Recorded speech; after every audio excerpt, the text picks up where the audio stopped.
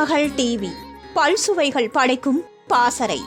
தமிழ் சினிமாவிலும் அரசியலிலும் தனக்கென தனியிடத்தை பிடித்துள்ள முன்னாள் முதல்வர் ஜெயலலிதா அடிப்படையில் ஒரு நடிகையாக இருந்து அரசியலுக்கு வந்தவர் என்பது பலரும் அறிந்த ஒரு தகவல். இவர் ஆங்கிலத்தில் புலமை பெற்றிருந்த இவர் கவிஞரின் பாடல் வரிகளை மாற்றிவிட்டு இவரே வரிகளை தயார் செய்து பாடிய ஒரு பாடல் பெரிய வெற்றி பாடலாக அமைந்தது.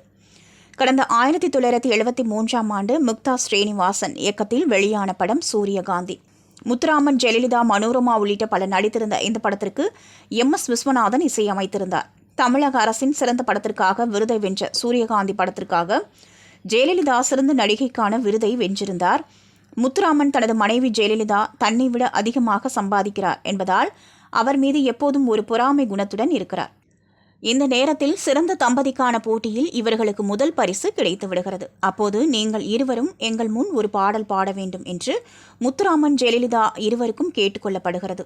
அப்போது வரும் பாடல்தான் நான் என்றால் அது நானும் அவளும், அவள் என்றால் அது அவளும் நானும் என்ற பாடல். SP பாலசுப்ரமணியன், ஜெயலலிதா இணைந்து பாடிய இந்த பாடலை கவிஞர் வாலி எழுதியிருந்தார். இந்த பாடலை மொத்த பெண்ணடிமை தனத்தின் அடையாளமாக எழுதியிருப்பார் வாலி. அதே பாடலை மேலோட்டமாக பார்த்தால் அப்படி இருக்காது. நான் சொன்னால் அது அவளின் வேதம், அவள் சொன்னால் அது என் எண்ணம் என்ற வரியே இதற்கு உதாரணம். இந்த பாடலில் கவிஞர் வாலி எழுதிய வரிகளை ஜெயலலிதா திருத்தவில்லை. அதே சமயம் இந்த பாடலை சற்று கூர்ந்து கவனித்தால் முத்துராமன் பாடல் பாடும்போது ஜெயலலிதா ஆங்கிலத்தில் ஒரு சொல் அல்லது 2 சொல்லில் தனது சோகத்தை வெளிப்படுத்தியிருப்பார்.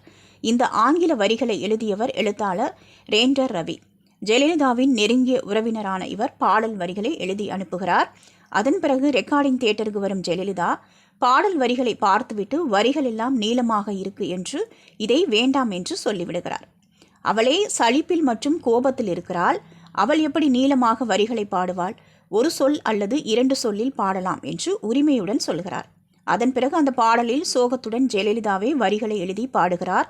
அந்த பாடலும் வெற்றி பாடலாக அமைந்துள்ளது. திருமகள் டிவியை லைக் செய்து உங்கள் நண்பர்களுக்கும் ஷேர் செய்வதுடன் சப்ஸ்கிரைப் செய்து ஆதரவு தாருங்கள்.